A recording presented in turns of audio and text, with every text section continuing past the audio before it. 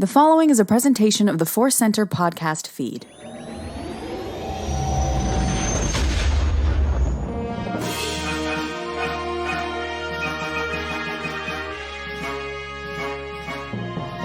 From the center of the galaxy, this is the Force Center podcast feed, and this particular episode is the Clone Wars Report.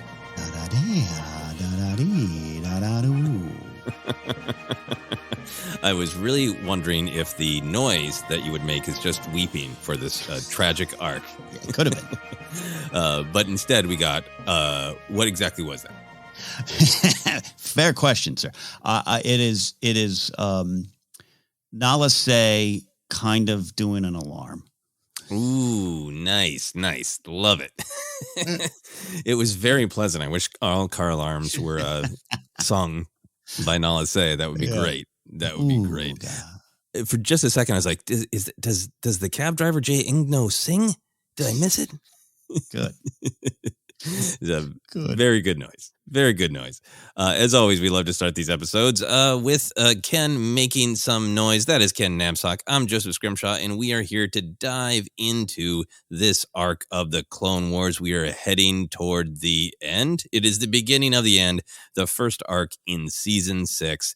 The episodes in this arc are Season 6, Episode 1, The Unknown, written by Katie Lucas and directed by Bosco Eng. Season 6, Episode 2, Conspiracy, written by Katie Lucas and directed by Brian Kalin O'Connell. Season 6, Episode 3, Fugitive, written by Katie Lucas and directed by Danny Keller. Season 6, Episode 4, Orders, written by Katie Lucas and directed by Kyle Dunleavy. Ken, I had entirely forgotten that this was another Katie Lucas arc. Had you remembered that? It was in the back of my head. I do remember it, but it doesn't stop me from finishing these episodes and going, why aren't we giving her a Star Wars series? I think probably because she walked away, right? I mean, yeah. But there could be the attempt to get her back, because I think we've discussed a lot of the great work she did, giving so much life and perspective to Ventress and all the other episodes that she's written. But I forgot that this arc was written by her, and I think that not only is she great on the depth of the ideas, but in the work that a screenwriter is really doing, because obviously all of these arcs are developed by multiple people, but like just the line to line, funny lines, impactful lines, exactly kind of the way the conflict of the scene is constructed. All that real script writer work is always great in her episodes. Yeah, the action, just the way the action is used and the way the action just really impacts the story. I just really, really loved all that. It just jumped out to me in this episode, like clones sucked through a cockpit window in space. We'll get to that. You're right. Yeah, right. It's just some of her best work, and the Venture stuff was so good. But man, I just was blown away by it. And yes, totally get she was one of the first to walk away from Twitter in like 2011 and walk away from Star Wars. Good for her. I would love to see which I think she calls her goes by Katie Rose now, understandably there too. Just a big fan. That's my starting point today. Absolutely. Big fan. Really made me feel it in this episode. Great perspective of empathy. Ken, are you ready for the summary? I don't know if I am, but are you ready? Absolutely, I'm ready. Okay, here we go. Another not short summary. Endless War. Jedi General Anakin Skywalker, along with Jedi twins Tiplar and Tip Lee, and their loyal clones are locked in a stalemate battle in the ringed space station surrounding the planet Ringo Vinda. As they make a daring assault to defeat the forces of Separatist strategy master Admiral Trench, something goes horribly wrong in the mind of the clone known as Tup. Mumbling good soldiers follow orders, and overwhelmed by hatred for the Jedi, Tup executes Tiplar at point-blank range. The Jedi in the Republic retreat from the battle, but Trench captures the horrific incident on holovid. Trench reports to Dooku, who reports to Lord Sidious, desperate to prevent the exposure of his master plan. Sidious insists Tup be captured. Sedated and en route to Kamino, Tup's ship is brutally attacked by super battle droid rocket troopers under the command of a tactical droid called Kraken. Tup is captured, but Anakin, Rex, and Tup's best friend, ARC Trooper clone Fives, mount a rescue. Using suction harpoon guns, the heroes board Kraken's ship in the vacuum of space and quickly slaughter every droid on board. Yeah, they do. Tup is rescued and all is well. Wait, no, that's just the first episode. Tup makes it to Kamino accompanied by his loyal friend Fives. They're greeted by the Jedi who oversees clone training, Shaak Ti. Both Tup and Fives are subjected to thorough tests by the Kaminoans. Fives meets the quirky medical droid AZ-3, who suggests Tup needs a level 5 atomic brain scan. But Nala Se argues the only way to find the true cause of the problem is euthanizing Tup and performing an autopsy. But their true motivation is to hide the very truth. Prime Minister Lamasu and Nala Se, who is the chief medical scientist on Kamino, make contact with Lord Tyrannus, a.k.a. Count Dooku. The Kaminoans reveal they're well aware of Tup's problem, a malfunctioning inhibitor chip. Dooku lies about the intent of the chip, claiming it is a safeguard against the betrayal of rogue Jedi. Shaak Ti updates the council on the debate. Obi-Wan demands Tup be brought to the temple, and the council agrees. Meanwhile, Fives argues to AZ-3 that they are not just numbers. They are beings with choices. Fives appeals to AZ-3 to obey his highest programming initiative, save lives. Convinced, AZ-3 and Fives perform the scan, find the chip, and remove it. Though they succeed, they are caught in the act, and Tup dies, whispering to Fives that he's free of the mission, the Nightmare. Updated on these events, Palpatine demands Fives and the chip be sent to the Grand Republic Medical Facility on Coruscant. But the adventures of different people wanting Fives to go different places has only begun. Back on Kamino, Nala Se guilts Fives, saying maybe it's his fault his friend died. But Fives' fears of conspiracy are reignited when he notices Nala Se switches cases, attempting to keep the chip from being handed over to the Jedi. Allegedly being sent back to the 501st, Fives encounters AZ-3 again, who lets it slip. They're both getting their minds wiped. Infuriated at the loss of control, Fives knocks multiple clones senseless and escapes with AZ-3. They steal a Kamino flight pod as a decoy, dive out of the ship, and return to Tapoka City. They find the chip in the other case, confirming Nala Se's duplicity. Then they get the chip, confirming yes, they got the chip. Yep. The unlikely duo sneaks into the genetic records hall and check the record of the original donor, Jango Fett. There's no evidence of the tumor in his record, so they check the tree tubes of the young embryonic clones and discover the chip is inserted in the development process.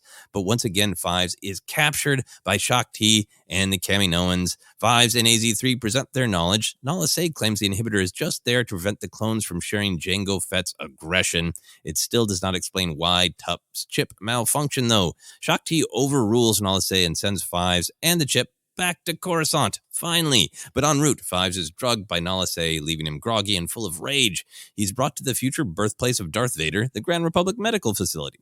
Desperate to help his brother clones and the Jedi, Fives tries to warn Chancellor Palpatine of the conspiracy. Palpatine insists on speaking with Fives alone. Mysterious conversations abound, as we, the viewers, are not in the room. But Fives appears to attack Palpatine. He makes a harried escape, takes a cab ride with chatty driver Jay Igno, and arrives at 79's The Clone Bar. There, Five makes contact with fellow 501st member Kix and sets up a meeting with Rex and Anakin. But he's spotted by a probe droid, and the Coruscant Guard pick up Five's trail. In a dark, lower-depths warehouse, Rex and Anakin arrive and attempt to calm Fives down, but he locks them in a ray shield. He speaks the truth. There's a horrific conspiracy. The clones are being manipulated. The Jedi are in danger, and somehow Palpatine is involved. But Fives' truth comes out as the rantings of an addled mind. Commander Fox arrives. Fives goes for his blaster and is shot through the chest. Fives dies in Rex's arms, echoing the last words of Tup. He's free of the mission, free of the nightmare. Back in the halls of power, Palpatine tells the Jedi his personal doctors examine Fives and Tup. The inhibitor chip decayed due to a parasite found on Ringo Vinda. The Jedi accept this explanation, and Sidious sends a message to Tyrannus confirming nothing can stop the execution of Order 66. And the end for now. End scenes. End scene. Whew. I got a little confused there in the middle. I apologize. I was trying to be diligent, and I wrote a beat down twice. For the same beat. Anyway, a lot happens in the episode. It is a lot of kind of back and forth about what's going to happen to Tup, what's going to happen to Chip, what's going to happen to Fives, where's it going to go? It is really a long battle of keep away from the Jedi. Really is. Yeah. So any thoughts on the overall show? What was your overall reaction? Love it, like it, struggle with it? Where you at?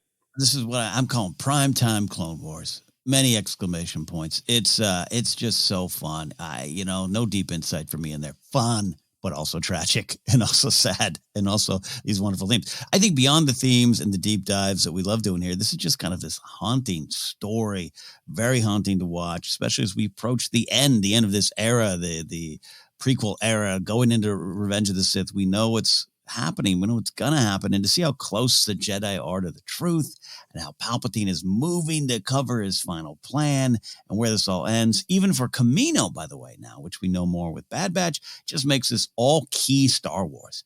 Like this is, you want to get a big picture, view of the Star Wars story. You have to include these episodes. I really do believe that. And then the Kamino of it all, this makes me really want to run straight into Bad Batch to dive into that story. I kind of forgot that about how closely associated with Bad Batch. We knew the characters. We talked about it when we were reviewing Bad Batch season 1, but just to actually see it for the first time since then, it's just a real connected story. Yeah.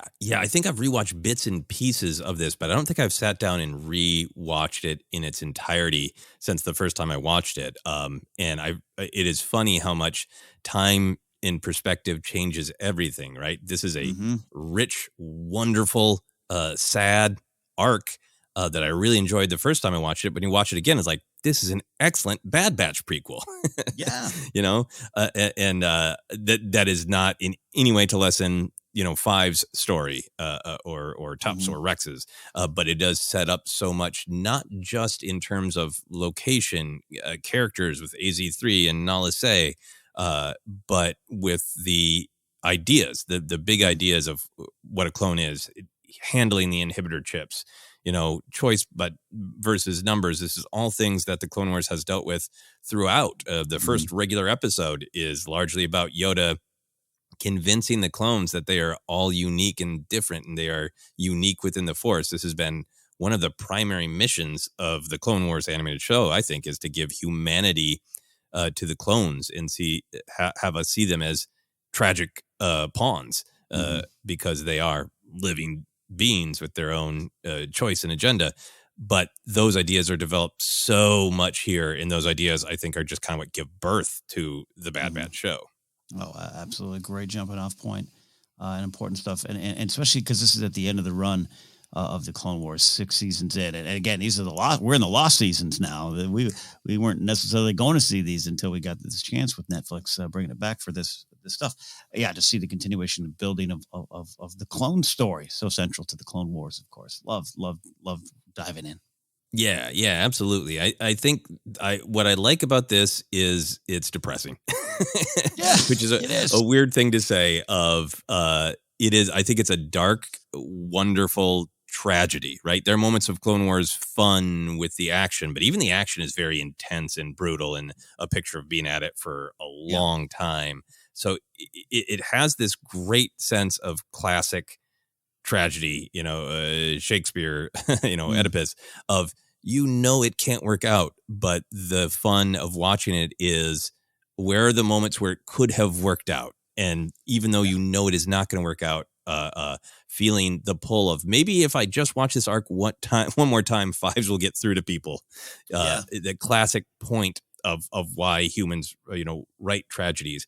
And yet within that, I think it is given such a spark of hope and comedy, both hope and comedy from AZ3 and really necessary comedy from Jay Igno. Like I know he's kind of a Clone Wars fan favorite, but watching this arc again, just like how much he's needed to give just a breath of fresh air in this dark tragedy arc.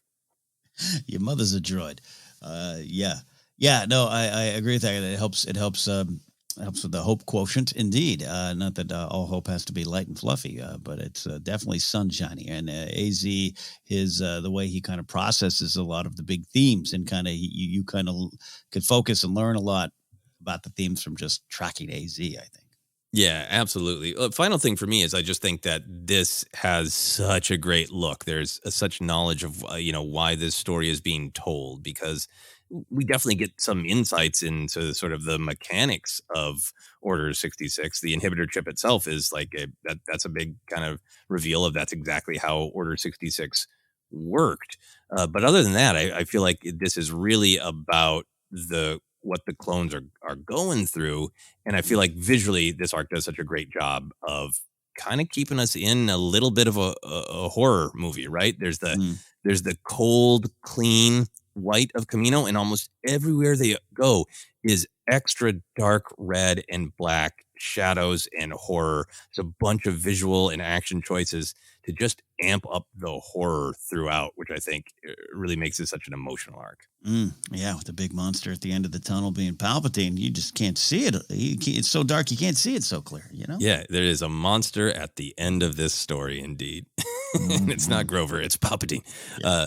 So the morals of the episode, 4 episodes, 4 morals. The truth about yourself is always the hardest to accept. The wise benefit from a second opinion. When in doubt, go to the source. The popular belief isn't always the correct one. All right, Ken, which one of these grabbed you? Well, the last one grabbed me in the way of, man, that's going to be misinterpreted a lot. Careful of that one. And to me, the popular opinion is Palpatine's theory. Yeah, that's the one. That's the one, because that's the one that gets accepted. And that's sure. That's not the correct one. I really think the first one, the truth about yourself is the hardest to accept, is something that can translate to all of our lives. But also just to see how it affects TUP and Fives, and how this story uses the chips to kind of dive into the human psyche in that way. You're looking for big lessons. This is the one that I really gravitated towards. Yeah, there's some great practical ones. When in doubt, go to the source. I like that. That's just about clear communication. It's about Star Wars news. Yeah. Yeah, when in doubt, check the link. Yeah, the wise benefit from a second opinion. I like that one because it's not necessarily you are wrong and the second opinion will tell you, but it helps you to frame your own opinion. And you're right. I love the popular belief isn't always the correct one. But we are definitely in a time in the real world, I think, where there's a manipulation of that perspective.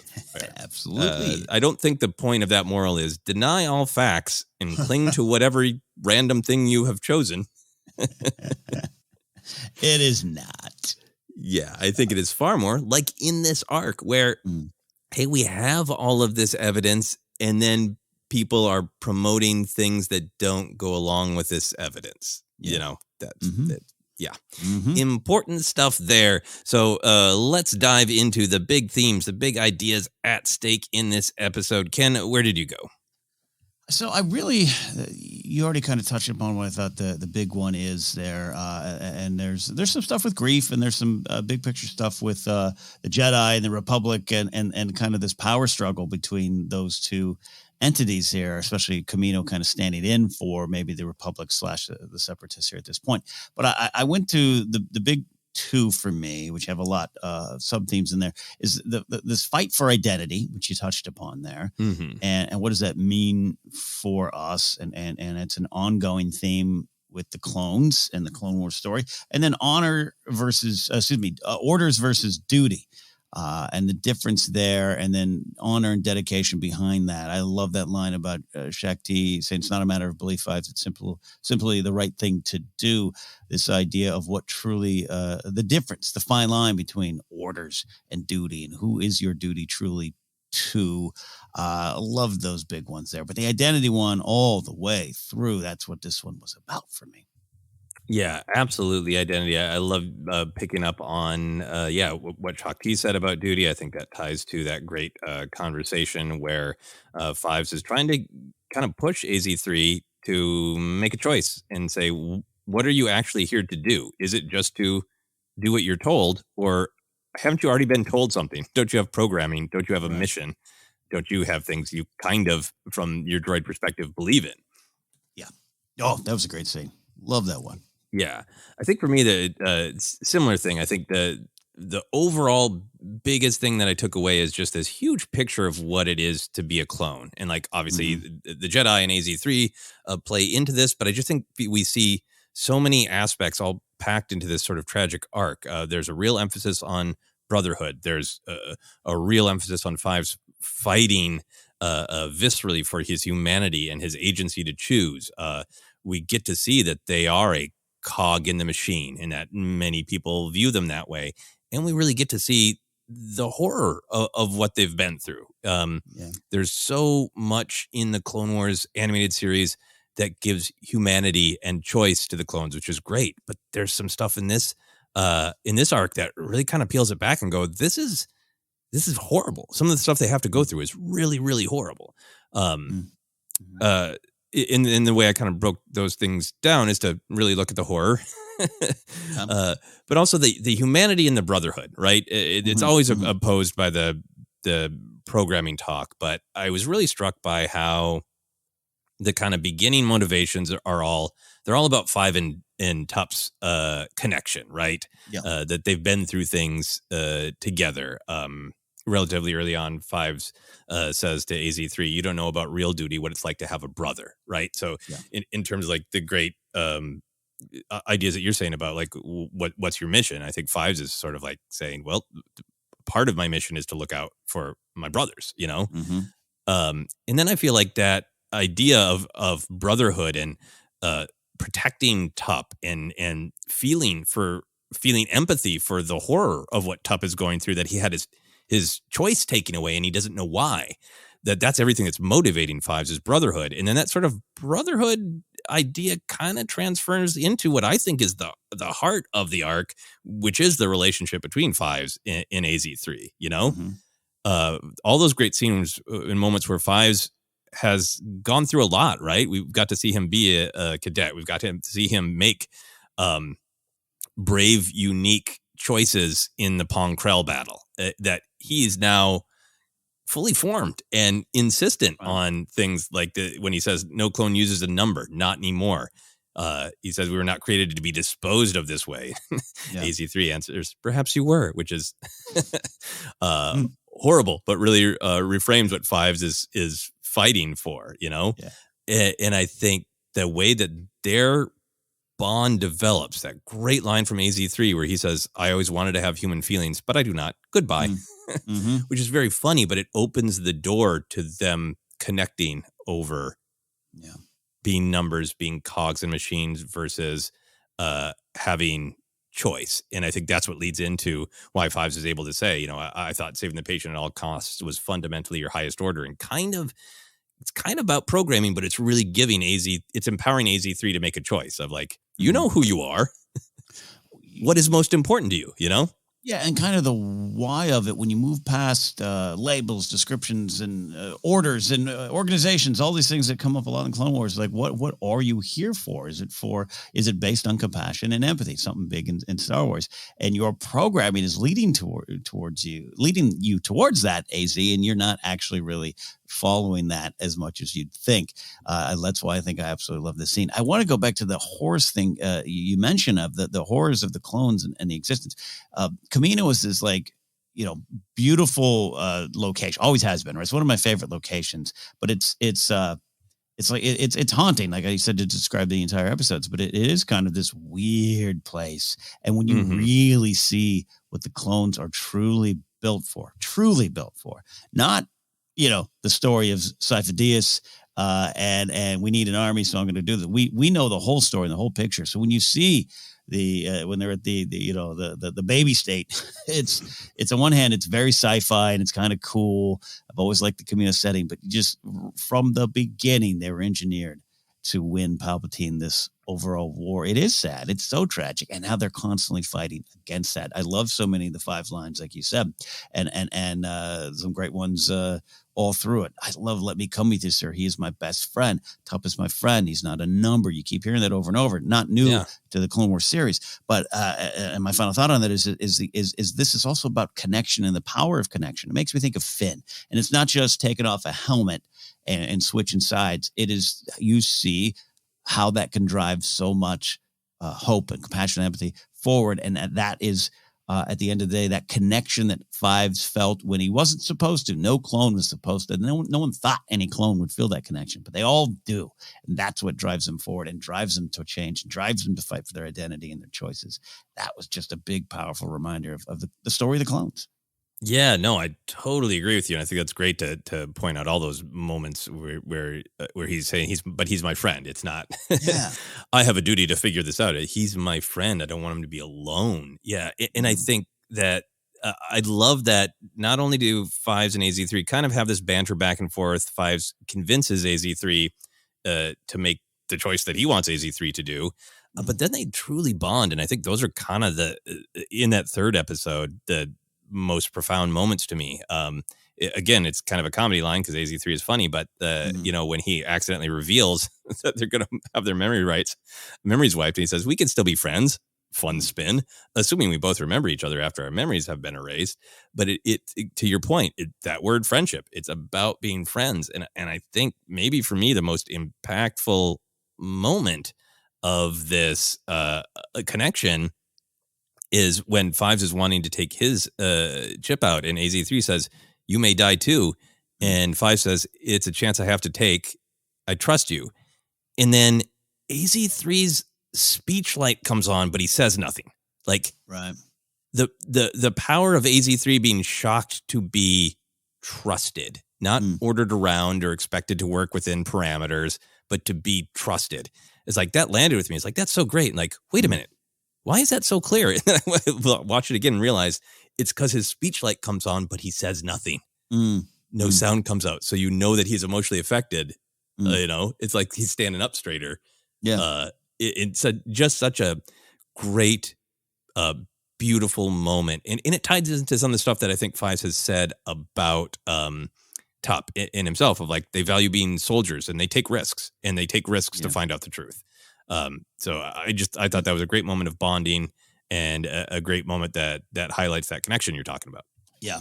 Powerful connection, powerful stuff. Yeah. Cause it's just beyond this series of episodes just push the, hey, clones are people too thought, which is powerful and all through. Going back, you mentioned the Yoda stuff. You forget that's literally how this whole series technically starts.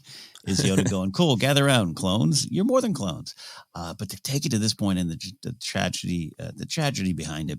I really like what you said of just like when you really pull back, the clones, they're bred for war and they're bred for something even more diabolical. And how can they fight through that? And it is the little things. It is connection, it is empathy, it is not leaving your brother, it is finding the truth. I love that everyone, even Anakin, kind of has that like, Fives wouldn't do that. And they you still need to investigate that. You still need to, find out those truths and be able to search for those truths. You never know, but like, I don't know. I was moved by all those kind of connection themes. Yeah, absolutely. The bond of trust between everyone in the 501st, right? Kix and in the bathroom there with Fives and Rex and Anakin. Like that's the great tragedy of, you can see from their perspective, like Fives is sick, we don't know what's going on, but there's nothing there but like trust and love in a desire to help him, right? Yeah. And that's why this dance of orders versus duty is just it's fun for me to look into, and just really kind of how you can end up accidentally hiding behind orders that just aren't actually there to fulfill your duty. And I'm not talking about the actual level of what orders you receive on the battlefield. I'm just saying in life, just the way we approach things. Yeah, absolutely. To be able to, question.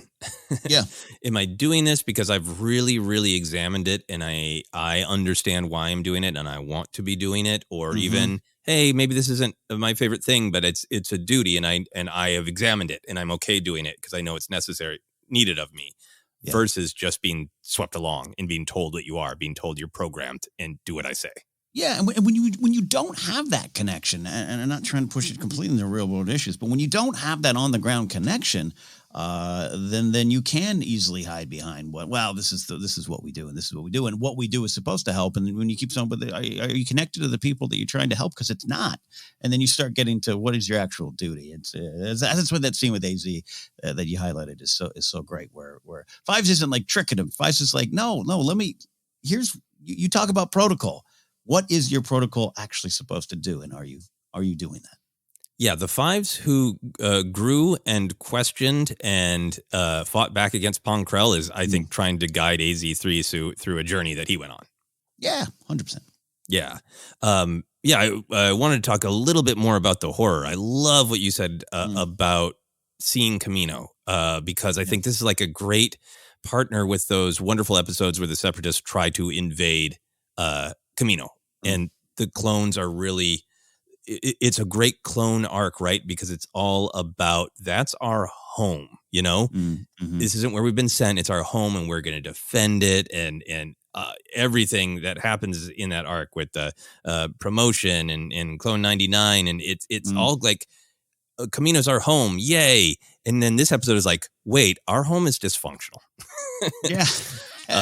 Which is relatable, right? When somebody else is attacking your home, you're like, no, hey, that's my home. And then when you're kind of alone in your home, like, yeah, there's some problems here. We need to address them. Yeah, 100%. So I think that's a part of the horror. I was really struck by the intro, right? That we are told that they are fighting this battle. The Clone Wars has just been raging and dragging on. You're getting the sense through all these episodes in the later seasons that there isn't any real traction being made on either side. And that's made really literal of their fighting on a literal ring. The fight is a circle, and the narrator tells us, which has lasted several rotations with neither side gaining any ground, which immediately put me in the mindset of looking at this from the clones' perspective of like, if they started out of like, yes, we believe in the Republic, we'll defend it from the Separatists. Like, what are these deaths gaining? Just back and forth on a circle? Like it's really powerful to start that way, right? And then be reminded really quickly that the possibility of death is there every day. And I love it when Fives insists that Tup would choose to risk his life for the brain scan and for knowledge, because that's their day-to-day. He's a soldier. He risks his life every day. This is actually for something. Of course he'd risk his life to know why he's sick, you know? Absolutely. I love that you highlighted. I think for me, it starts to push a little bit of the conversation to some of the just bigger, larger story, but I think it ties to so much. The Ringo Vinda battle is called a stalemate, right? Like you said, and how the war is holding up everybody too. And you're lost in that, and that's part of Palpatine's plan. That was a little subtle thing too for me of just like, yeah, no one's winning. That's what he wants because he's not ready to do the Order 66 yet, which is why I love there's little moments where Palpatine, I won't call him nervous, but when I kind of love, there's a little bit of scuttlebutt, Dooku's calling, hey, boss, hey, they might find out what? Okay. And it, all part of his plan. And when you get this stalemate, this inability to move forward, I to any kind of conclusion, you can get lost in that. Yeah, he just gets them stuck and trapped in a circle. Great Palpatine stuff. I'd love to talk about where the mask drops and then the cockiness comes back and all sorts of great face work there, Palpatine. Just a couple of quick other things about the horror theme of what the clones go through and what it is to be them. This comes up a ton in other episodes, a ton in Bad Batch of being told their property, having their choice taken away. Every clone and their genetic makeup is property of the Kaminoan government. Fives having to push back and saying, I'm not a piece of hardware, I'm a living being. That stuff we've seen a decent amount. The thing that I forgot was in this arc is the nightmares and how both Tup and Fives talk about that they're free, right? Tup's final words are the mission, the one in our dreams that never ends. I'm free. And Five's last lines are, the final line is, I only wanted to do my duty. The mission, the nightmares, they're finally over. And I felt like that was a way into, like, I didn't feel for myself like that was necessarily about the chips being removed, right? Right. That it was about this sense of, as much as we're striving for brotherhood, as much as we're striving for humanity, as much as we're all making our own choices about whether we believe the Republic is something to defend, or we choose to invest in the idea of what a soldier is because it's our identity and we believe in that. There's all these wonderful things giving them life, giving them humanity, but they're still wrestling with, in their minds, these nightmares of like, I was born to kill. That, and that's my purpose. And is it ever going to end? And what's going to happen to me if it ends? And to know that they're having these nightmares. That's the way I took it. Not chip related, but that every clone knows what that, they don't talk about it a ton, but they know that's what happens to all of them when they go to sleep. There's been conversations before. I think I remember Filoni saying a few times of just how actual soldiers in the real world, military people have actually come up to him and said, this whole series has captured a side of our lives that maybe doesn't get that deep dive on a lot of big fantasy properties or something like that. So I think that's some of the stuff you're talking about there, and that might be a real world comparison from me, but I absolutely see that. And this episode deals a lot with trauma, deals with some grief. I think the grief Fives feels for Tuppen not wanting to let him die in vain. I think there's a lot of that stuff, and that I think is some of the stuff that Katie Lucas does really well. That Ventress stuff. Going home again, but what is home, and the trauma that Ventress goes through and has to overcome. I think she's really great at that kind of stuff, and I really love it. You highlight that, it pops up. I'm with you too. I didn't see it as that they were having dreams of killing Jedi. I just think it was the whole story there. Yeah, a life of post-traumatic stress. Yeah, which then I've rewatched the bar scene a couple times because there's just so many great things about it, and it's kind of a different scene for Star Wars, but it makes perfect sense. But really looking at it, this all starting from the stalemate on the space station circle, it just makes me feel for those clones of like that bar is the closest they're getting to therapy, right? That's they need to release that stress and that horror somehow, 79's, and you and I have done the Star Wars crawl before, and maybe we could include that one, but I don't know if we belong there, right? We're not clones in this war. We need to be invited, right? Yeah, we would need to be invited. Invite me into your house, like a vampire. No, but it's funny, and we're going to talk about our favorite cab driver there. But I think it's powerful that, much like in the real world, where places like bars and clubs can provide that sense of protection because you get to be yourself. And the way Django even kind of says, "Oh, 79, oh, you're a clone. I get it now." It made that bar more powerful to me. Yeah, really did. Yeah, I've enjoyed the comedy of it before. Of like, oh, that's funny that that clones have their own bar, and Jagno is funny, but that perspective that Jagno shares, like, hey, so you're a clone, huh? Like they're plumbers or whatever. Yeah, and Fives is like, yeah, no, you don't get it, and you don't know how much we need this bar. It's added to it. Yeah, sorry, I cut you off there. Sorry. It's a great line. I wrote it down. There's a lot you don't know about clones. No one does.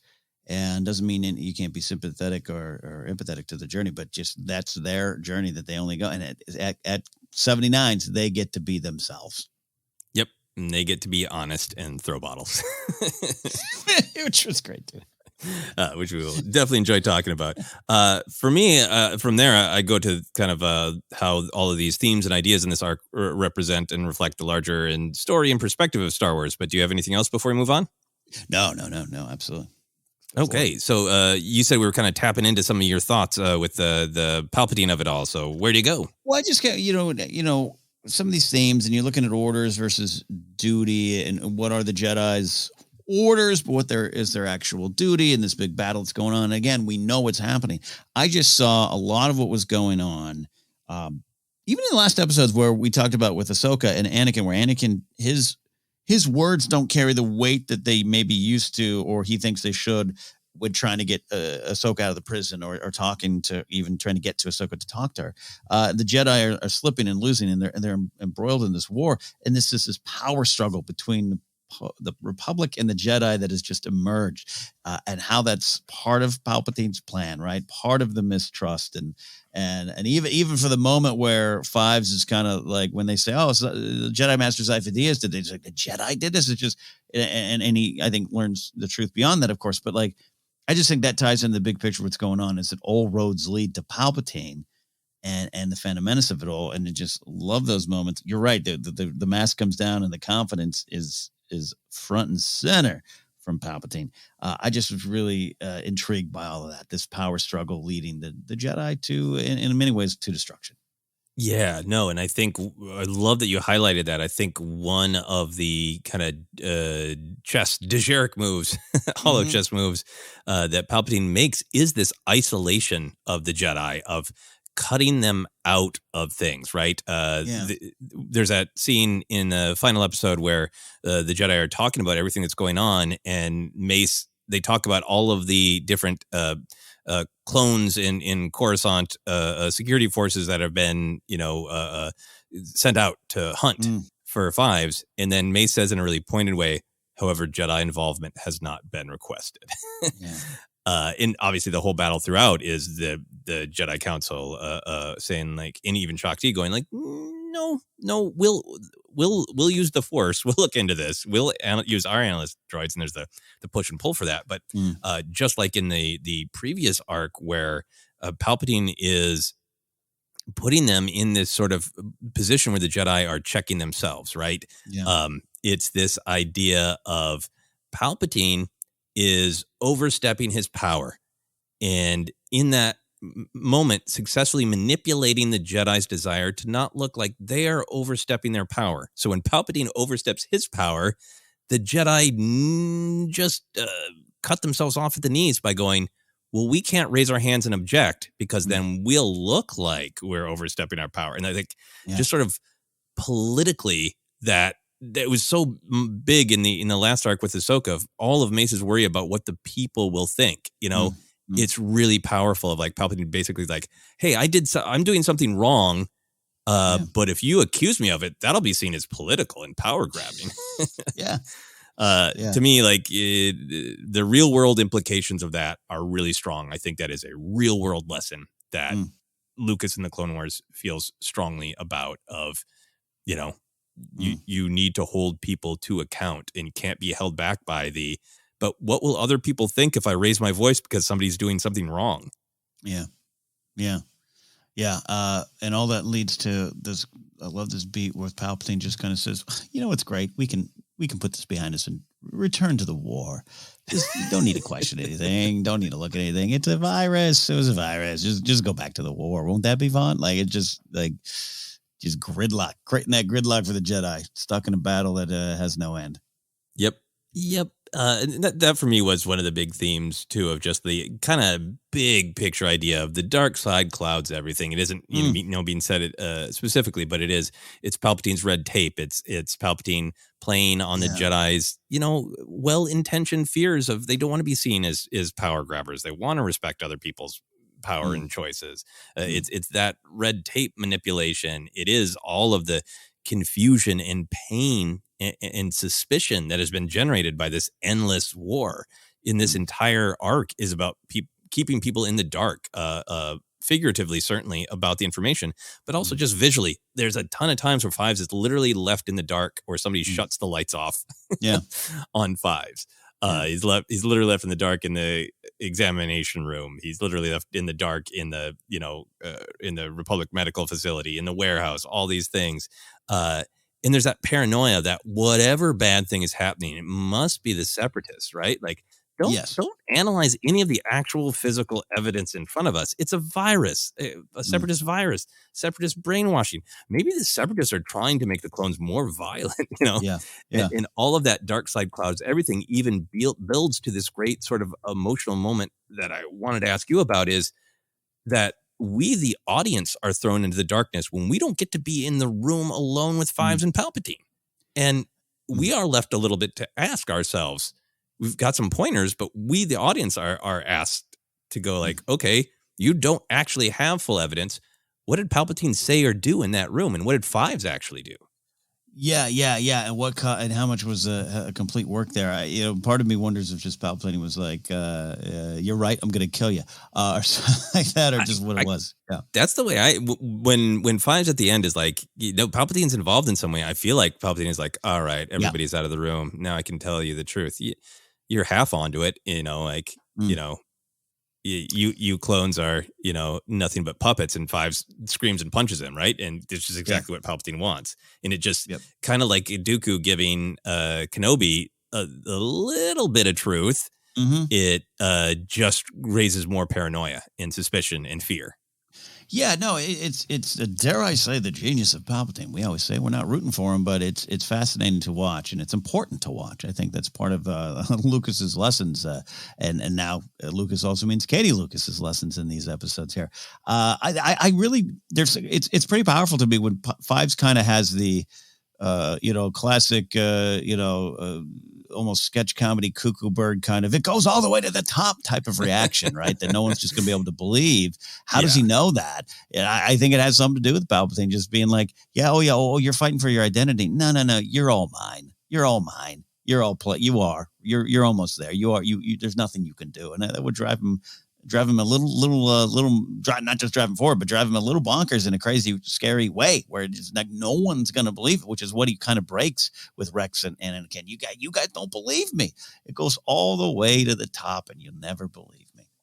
Yeah. And I feel like Palpatine set him up to have not enough information. I mean, enough information to certainly be a risk because Palpatine wants to see him ended. But I don't think Palpatine was like, yes, it's called Order 66. You're going to he doesn't know the whole picture, but it's he knows just enough truth to make him sound like he's out of his mind. Yeah, 100%. 100%. Yeah. As always, with these episodes, with these clones, I also think that just fundamental Star Wars theme of the rigid and mechanical versus the flowing and organic is really present. All the, numbers versus names and programming versus choice. But I also like that theme was really extended to the very clean, specific science of the Kaminoans versus the Jedi. I love that line where Nala Se says, I'm afraid the Jedi have inspired creative thinking in some of the clones. And that great exchange where Lama Su is like, these Jedi are a curious cult. And Nala Se says, too spiritual for my taste. Like it's real direct. That great classic Star Wars theme is very direct. It really is. I actually really like that in a funny way. Yeah, there's even with Nala Se and Dooku have a conversation. She calls Fives just a soldier, but kind of says, but he was a friend to Top. Like it's a bad thing, Like he had connection. He thought outside the box. The Jedi are teaching the clones this. We know they're just soldiers, but how this one actually believed he had friends and a personality and a life. How dare he, sir? Yeah, and they don't use numbers anymore. I love the evolution of that too. Of like, it's not we have nicknames. It's like, no, we don't even say the numbers anymore. It's just not done. Yeah. Right. Yeah. Yeah. Powerful stuff. Any other big picture thoughts before we take a quick break? No, I mean, this one goes all the way to the top, but we covered a lot. We are going to go all the way to the top after a quick break.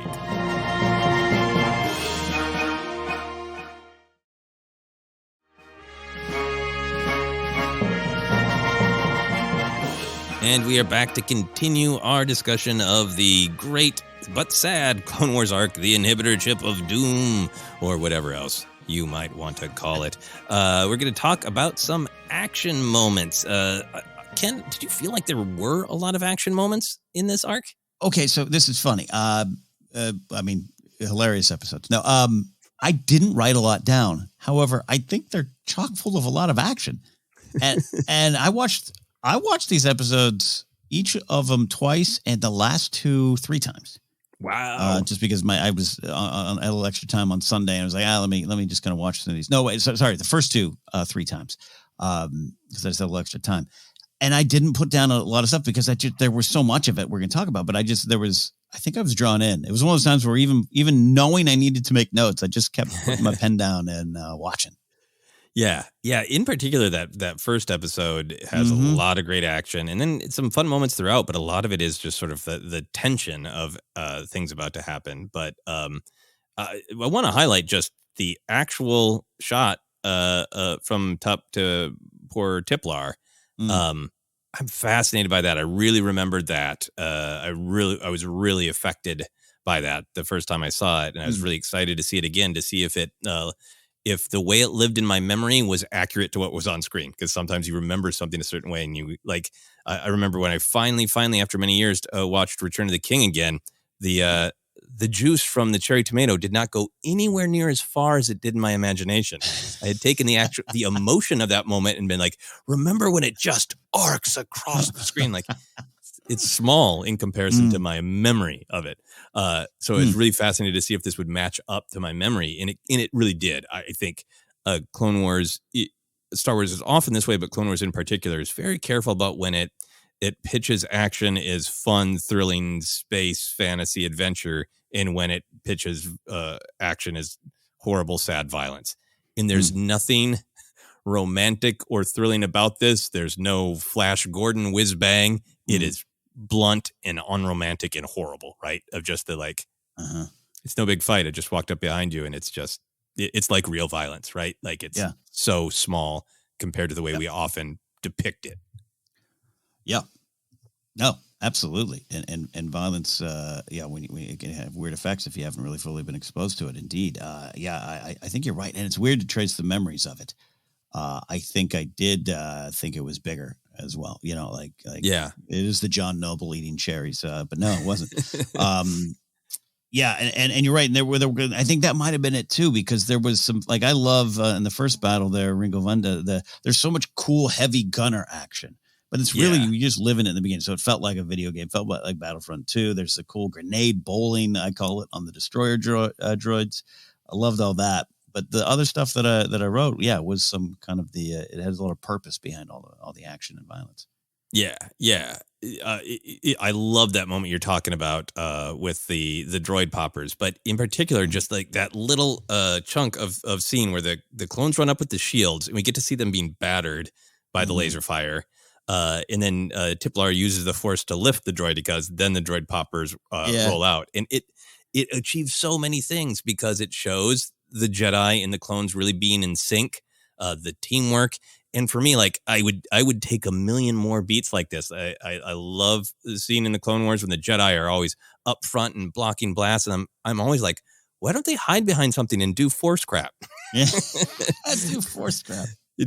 I'm not being super elegant today, but I forgot that this beat is here, and like I'd love to see more beats like this, or like why don't you have a Jedi up front and clones in the middle, and then a Jedi in back, like using the Force to like turn people and expose them, and lift them, and like I thought this beat was just so great.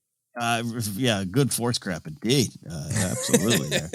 Yeah, absolutely. There was one moment. We'll get to the top extraction sequence when you're ready for that. Go for it. Move on. One of the fun little ones in there for me was Anakin when they come through. There's also some great comedy in these moments in the sequence. But when Anakin comes through and the door opens and he like slight uppercut blade the droid from behind. It was brutal, which again, where Anakin is and where we're getting in the story. I'm not going to read too much into it, but it's a different kind of Anakin. It was really aggressive in the sequence.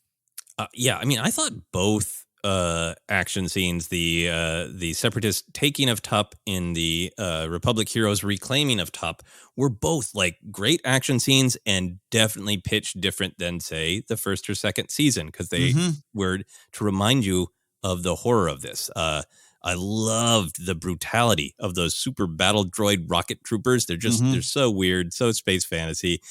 Just landing on the Arc 170 and just blowing it away, and then the total absolute horror scene where that whole scene of them taking Tup is situated around the clone officer with no armor, trying to survive. It's shot like a Scream movie, and it's Ghostface, who's stalking that guy. And then, of course, just mercilessly, you didn't get away. So you got that on one side, and then you go to that. There's some great fun and some camaraderie of the using the harpoon guns, getting on board. But once Anakin Rex and Fives gets in there, it's efficient to a level of almost scary, Yeah.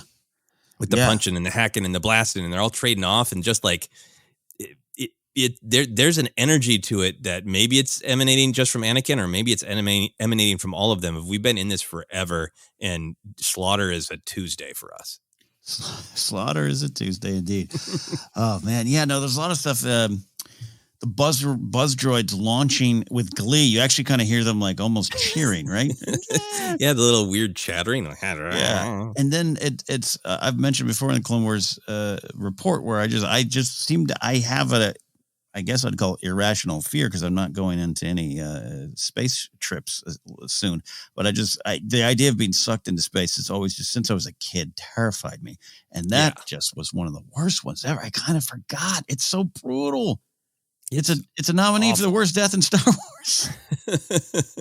It's really, really rough. Yeah. Yeah. The helmet comes off. The helmet comes off. You see, like, why did you do that to me? To keep you out of space battles, Ken. You're not jumping up on any Amazon rocket anytime soon, right? No, I'm not. No, I'm not. No. Mm-hmm. Yeah, and then for me, going out of the first episode, I only wrote down 2 other action moments because so much of it is about tension. Probably one of my favorite action moments in Clone Wars that I forgot existed entirely is Five's riding water jet ski AZ-3. It's the best. It also made me think of Ram Jamaran in the High Republic with his little droid he converts. Love that. Yeah. That's a great one. And there's a little comedy beat in that too. We'll talk about, but yeah, I love that. Yeah, absolutely great. And then final one for me, which is kind of a rarity in the Clone Wars. It's just there's a different beat to it. I like Shakti's big leaps while chasing Fives. They're just cool. And the last one she does in front of everyone, she does that big leap and then lands, and everybody goes, "Oh!" The big gasp from everybody there. It was so great. Go ahead. No, sorry. I cut you off. I was so excited you wrote down the same beat. I wrote down, and all the townsfolk go, like it was just a really interesting beat. It's just one of those little beats that frames that conversation of like, yeah, people don't see Jedi do Jedi action. I'm not going to say crap again. Don't see the Jedi in full action often, right? To the point where that's still like, what? That Takruta just did it. That's not possible. What? Yeah. To see it up front and center. Yeah, absolutely. Yeah, I thought that was really cool. And that's it for me. Do you have more? No, I put those 2 sequences. I put the Fives escape sequence in both, which I guess there's 2. Love that. I also love people who fist fight with armor, but the fist seems to win. That's just a Star Wars thing we have to accept. But I absolutely love that, and even just everyone, I don't know, just Fives just making these breaks. Both episodes was thrilling to me. Again, but there's a lot of tension on it. There's a lot of purpose behind it. Oh yeah, he punches out a lot of clones.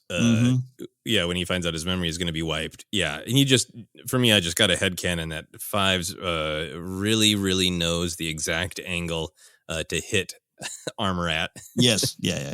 To make it just reverberate into the body. Yeah, you just have to accept that there. Yeah. Well, let's move on then to moments of comedy, whimsy, and weirdness. Like I said, I think obviously this is a tragic arc, but there is a lot of comedy and fun sprinkled throughout, I thought. What did you think? I started this with, you got Admiral Trench in the beginning, clicking his way.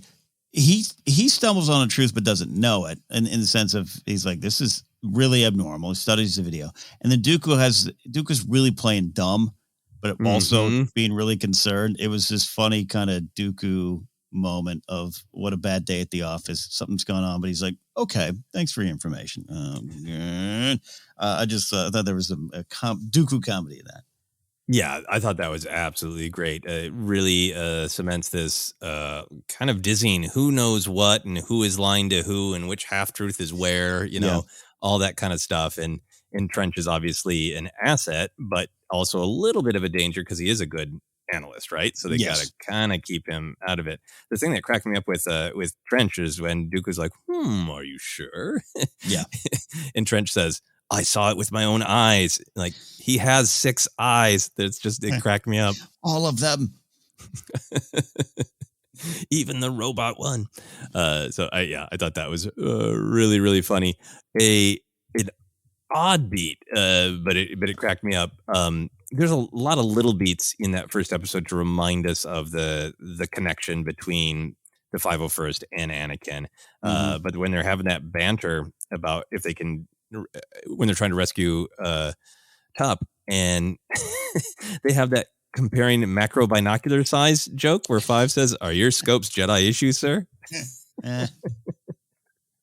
Which, that's what the Kenobi's using, right? In the Kenobi series, right? It's the same kind of binoculars. Love that. Yeah, those small Jedi issue, not those big authoritative clone macro binoculars. Yeah. What did you think of that beat? I love the brotherly banter that Anakin has. It just says a lot about the connection that it's always been there and always been. Maybe it's sometimes put him on the outside of Jedi. Interestingly enough, but yeah, no, of course I love that. Yeah, 501st and Vader's fist. Vader's, and they're gonna tease him. Yep. No teasing him later. So, what are some other moments for you? I love the whole thing. It's funny again because it's the extraction sequence that has the death that's going to haunt me forever. But that whole, that line of you're experiencing, we're experiencing drag in the vacuum of space. You were experiencing drag in the vacuum of space. Yes, strange, but it's gone now. Just the battle droid humor all the way through it there. And then the one later on, we're experiencing some turbulence before they're both shot. Yeah, very brutally shot in the head. Yeah, the tactical droid delivery there, Kraken, is what really sells that to be like that is delivered like a very deadpan joke, right? Of you're experiencing drag in the vacuum of space, and also one of the rare times that Star Wars just kind of addresses things like that. Like we don't hear that a lot. It was funny to me of like, do we really want to be talking about the physics of space, Star Wars? Yeah. But it's worth it for the joke. Yeah, exactly. I going into the later episodes, already highlighted the sort of thematic value of the line, but just as a joke line, it made me laugh very much at the, I always wanted to have human feelings, but I do not. Goodbye. Yeah. Goodbye. And AZ3's awkward waves and hello throughout that illustrates that, this is a great truth in comedy of AZ3 that he is very awkward in human and quirky and doesn't see it, Yeah. Oh, yeah. You might be there, pal. Yeah. No, the collection of awkward waves as a distraction is great. Yeah. So more moments for you. Yeah, I loved when they're out in the oceans there, Camino, and he does the great conversion, but great, can you float? I am buoyant in several survival modes, and then when the speeder's one of them, I love the little detail. 5 steps on him, but AZ goes underwater as he does. Like that's something I enjoy because that's true. That's true. Yeah. I think AZ3 has only done this in theory, not in practice before. Yeah.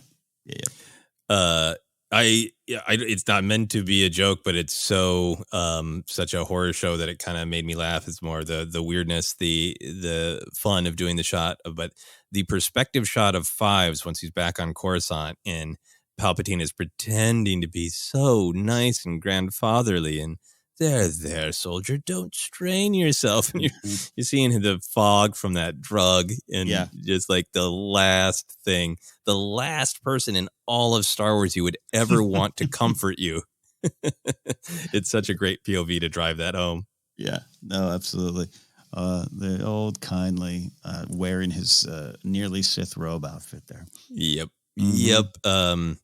Yeah, and then from there, for me, it's all Jay Igno. So do you got anything else? A couple more beats before we get to that, because, I will want to discuss him, too. The moment of when Fives kind of knocks out his clone brother and goes undercover as a clone is my favorite spin on that Star Wars tradition.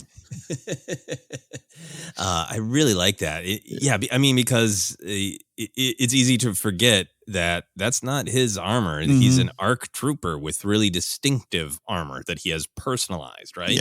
Yeah. And then he's kind of back down to the classic clone armor, which also just having him run around in just the clone armor, just the body armor at that point is so much just Stormtrooper, right? That it really evokes a lot of things in here, including just like the Imperial Guards, like a lot of things getting so close to the change. Absolutely. Yeah. Which syncs up a lot with some of the early Bad Batch stuff we saw. Mm-hmm. Absolutely. Any other pre-Jay Igno stuff? I'm good with a solid doctor joke, so hold still. This will not hurt a bit as you jab them with the needles. Funny to me. Yeah.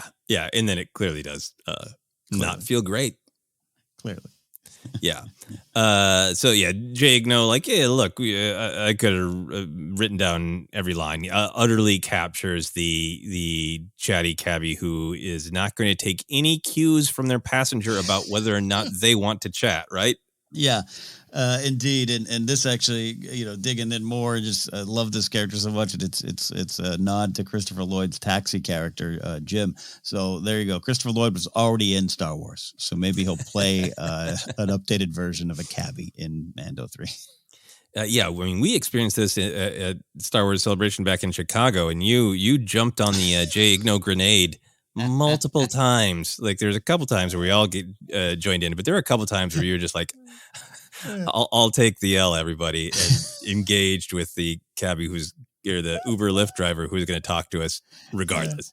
I'm good at mindless banter. That's all I'll say. Yeah. You want to talk about how the Bulls did last night? Didn't watch the game, but let's do it. Yep. But there were also some good conversations. Yeah. The person who was trying to describe Yoda and said that blue cat. Like, huh? That's right. Like Star Wars, you like that blue cat? You mean Yoda? Yeah. Some great stuff there. For me, I love this. So you're a clone, huh? It's just, I think, I'm sure you've experienced this too, Ken. It's a thing I've talked to various people in various professions about, but because it's what I've done, particular saying you're a writer or a comedian, like on a plane or in a cab situation is a trap. Yeah. It can possibly be a good conversation, but it's immediately going to be followed with, so are you famous? What have I seen you in? So tell me a joke then. I've got a joke for you. I've got a pitch. It's every once in a while you have a wonderful conversation where someone truly wants to engage you with a back and forth. Yeah. But often so you're a comedian, so you're a writer would be a way for the other person to project things onto you. And that's so what's going on with Jay Igno is like, he's not bringing that up to ask and understand better, right? Yeah. He's bringing it up because like, I got some clone thoughts. Yeah, I guess that's what it feels like the follow-up is going to be if Fives did not shut him down so viscerally. Yeah, well, I experience this often when getting in a Uber or Lyft or a taxi to the Comedy Store with Mark Ellis. We've now learned to just go, no, we're going to go see a show. Because they always look, oh, we're going to the Comedy Store. Are you comics? No, we're just big fans of Tom Segura. We're going to watch him. Yep, it is a real choice. It is a known thing. The other thing for me, I love comedy that has just really great high contrast between the brutal and the silly. It's one of those times where comedy can really have like a truth to it, and it can have catharsis because it takes something dark and awful and then just gives you a little power over it because you can laugh at it. And I feel like that moment is so powerful when Fives says, "You ever hear the one about the people engineered to kill their best friends, their leaders, and they don't even know it?" Like, and that's real. That's the trauma. That's the horror of this arc, succinctly put. It's the tragedy of the clones. And then to get the comic response from Jake, and I'm like, I'm a cab driver, pal. I hear stories like that all the time. All the time. You're absolutely true galactic horror show problem. Like, I hear that 3 times a day. Like, no, you bleeping don't, Jay. You don't. It cut to post Order 66 in the Rise of the Empire, where Jay's still driving cabs and just had no memory of that moment. I doubt he's like, he's like, some guy told me this happened. I don't know. I had a scoop. I didn't run with it. I had a scoop I didn't run with, the Jay Igno story. What are other moments for you for Jay? It was all that, man. It just and then the insult of your mother's a droid. It's funny, but then you stop to think of it. You're like, is that a clone? Is that a just a really clonist humor there? Like, what do you got going on there, Jay? Yeah, I mean, at other moments in Star Wars, it'd be like, okay, yeah, that's funny, like saying, your dad's a wampa, whatever. Like, okay, but you say that to clones at a clone bar, like, most of us have been murdered by droids. Jerk. Yeah. So it was funny. Yeah, Jay was an interesting character. It made me do a Wikipedia search indeed, and just to see. And yeah, you're right, celebrated character indeed. So and I really enjoyed his point and his purpose, the levity he brought, the perspective he brought, the great way to introduce 79. So a big fan all around. Any other moments of comedy before we move on to the canon? No, you can go to the canon. We'll be laughing at Jay for a little bit here. Yeah. So a lot of different kind of ways to look at some of the canon and connection stuff. You and I have kind of talked around this, but I think in that first episode, it's pretty fascinating how we're kind of back to the war. Like there's a bunch from that we haven't seen in a long time. Yularen, Anakin's spacesuit, which I don't think we've seen since the first season. We got back to some B1 droid humor, Admiral Trench. There's a lot that's just like, it is kind of like we're back to those earlier, maybe more fun days of the Clone Wars, but it's not so fun anymore. Yeah. what did you think about that, or what did it make you feel? Oh, I love that. And that's why, from a helicopter kind of point of view down on the Clone Wars, I sometimes gravitate to these kind of episodes. It's the fighting, it's the purpose. But I think you're right to point it out that it is like Admiral Trench hadn't been seen in a while. I think season 2. I was looking up. Nala Se's been around.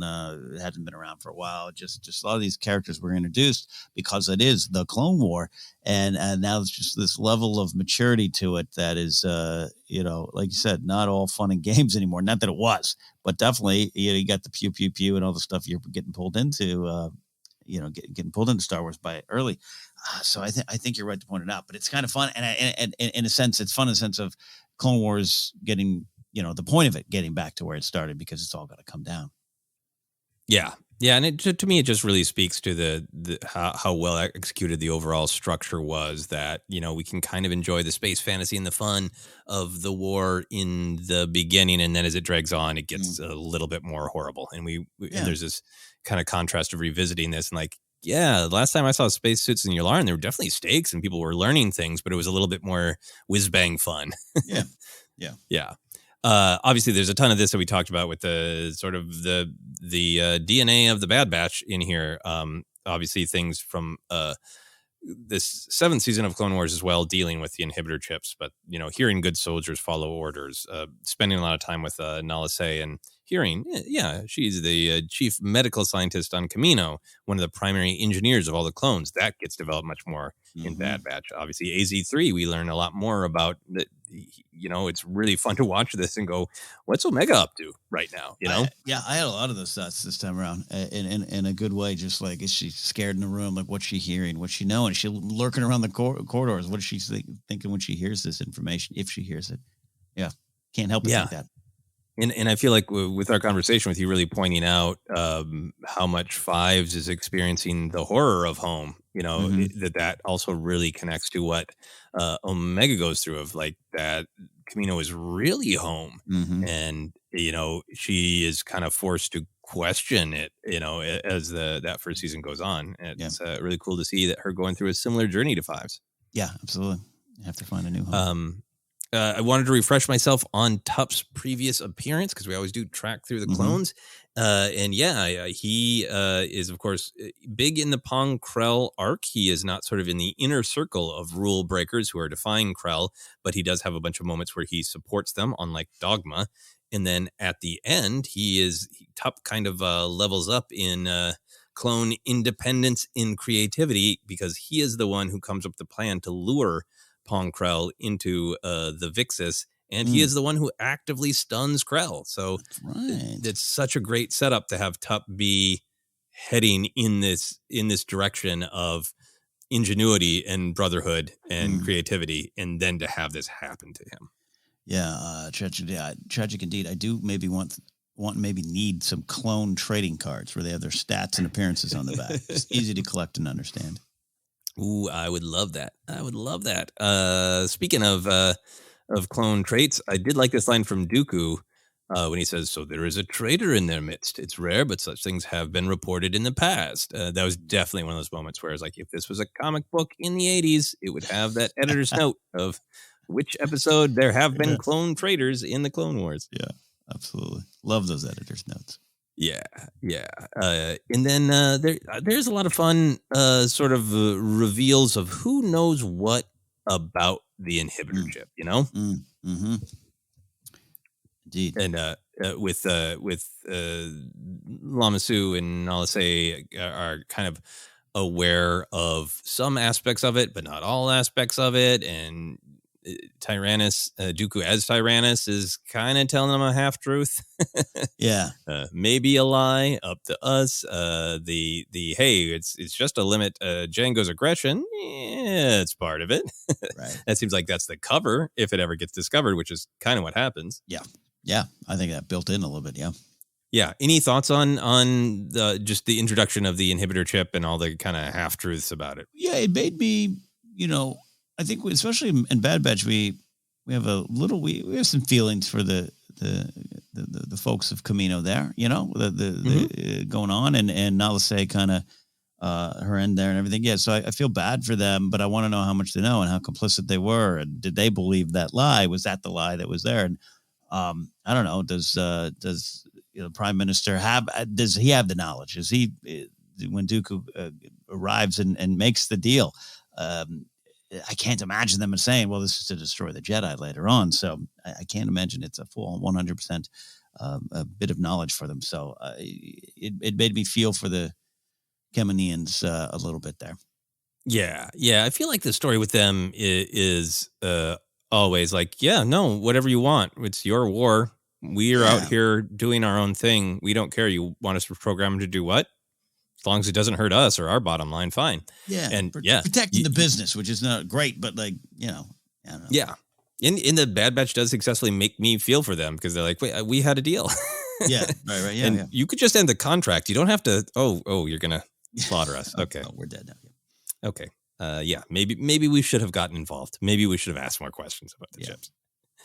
I was affected by seeing the genetic records hall because I have had many fights there in Battlefront 2. I can't remember which mode, but that's one of the modes of you're traveling through Camino and you're trying to defend or attack the genetic records hall. No, I love it, and it's so, like I said, it's just beautiful. It's in its own way, and I love that level in Battlefront 2. I'm close to on Lego Skywalker Saga. I can't wait till I get there. I'm playing episode 1 and 2 right now, so I'm looking forward to it. So when I see it on screen there, it is its own kind of just wonderful sci-fi kind of crazy design. Yeah, absolutely beautiful. Grand Republic Medical Facility, of course, where Vader is constructed, where big, yeah.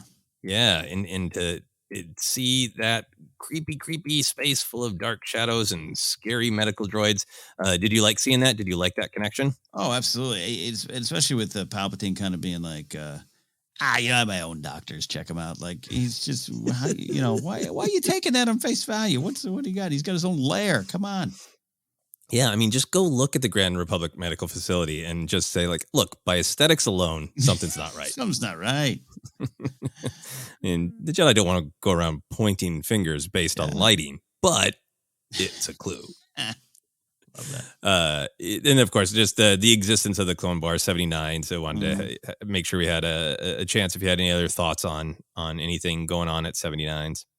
No, I think I said a lot of it. Like I said, it's a fun spot. It's a fun kind of if you know it, you know. But I think there's some great purpose behind it there, and who knows, maybe we'll get some more stories. So I wouldn't mind maybe Bad Batch goes to a version of 79s, and it's not what it used to be. Oh man, that would be amazing. I would love that. Final thing for me is I do like when the Coruscant Guard clones, who between the episode with Ahsoka and this are definitely sort of coded as what the clones are going to become of just these authoritarian stormtroopers. I like that they're directly quoting, well-known stormtrooper lines, identification, please move along, and all that. Yeah, no, absolutely. Just seeing Palpatine with his own, and he's got the Royal Guard. The Emperor's guards are present as well, but just kind of knowing that he encircling himself with these high-level kind of warriors. Yeah, absolutely. Was there anything in this arc that you disliked or questioned? Really, no. I think it's just wonderfully written, well-balanced episodes. It just means so much, take you on quite a journey. Great rewatch value. There's so much to it. So no, I'm there on all of it. Yeah, I think the only thing for me is that, and I say this as a fan of classic Doctor Who, which I love, but was structured to keep the serial going, the serialized weekly episodes. This arc does remind me a little bit of classic Doctor Who in that just plot-wise, there's a lot of captures and recaptures. Mm-hmm. And it's not a big deal because the emotional beats are great, and I could even make an argument for it allows the audience to feel the same kind of frustration that Fives does, that maybe it enhances the tragedy, because like they're starting to talk from episode 1 of like, where should Tup and Fives go? Where should the information go? And it's this struggle to get there, and one step forward and 2 steps back. There's a part of me that wants to see that as great. That makes us feel the journey even more. And then there's a part of me is like, would there have been a way to construct the plot so it wasn't as much a game of captures and recaptures? Yeah, capture the Tup. Capture the top. Yeah, keep away from the Jedi. Yeah. So that is not even for me really like a criticism. Mm-hmm. Just a fun thought experiment. Is there anything in this arc that we have not talked about that you wanted to touch on? No, I really, we already have mentioned it, but just to go back now with Bad Batch in the rearview mirror and just connect it to that it's a testament to when, by continuing to get more stories in Star Wars, it can make, improve and bolden and even make previous episodes seem that much more important and better. So love that. Yeah, absolutely. The tapestry of Star Wars stretches out in all different directions and changes stories that have existed for a long time, which is really fun. Just one note that I made is I forgot that some of what makes Tup distinct is all the clones are distinct. I love that he has the tear mark on his helmet and then also a tattoo tear on his face, which just really is like, I have two faces. And they're both a part of me, and I've marked them the same way. It's a great design, and for a character who is known for tragedy, it's a pretty great look. So we always like to have a little bit of fun with the merch. Ken, if you could have a figure of any character or merch of any kind inspired by this arc, who or what do you want? I perhaps apologize in advance. First of all, I want an AZ-3 drone that you can power up and fly around your house, and maybe make it to scale so you can put like a 3 3/4 clone figure on it if you want, maybe 6 inch. Nice. Yeah, if you want to raise the price point there, that would be fun. And then again, apologies. Dude, can we have an Operation style game to remove chips from clones? The old Operation board game. I'm sure half of our listeners or more don't remember that game, but it's give me that chip removal and the look of the chip. It's other than great plot point. It's never sat well with me. That's why I didn't become an EMT and paramedic. No, I remember when I first saw this episode and they were saying like chip and like, whoa, great. And like, I love the clarity that's like, it's organic, but there are non-organic components to it. Is great Star Wars theme thing. But yeah, it's amazing. This entire deep arc relies on some pretty gross smears. Yes, it does. Fate of the smears. At this point, if you just wanted to collect props, I'd buy a chip smear. Oh yeah, that would be a high seller. Absolutely, a high seller. But yeah, I really need a 3 3/4 vintage J Igno with air cab. That would be my absolute first choice.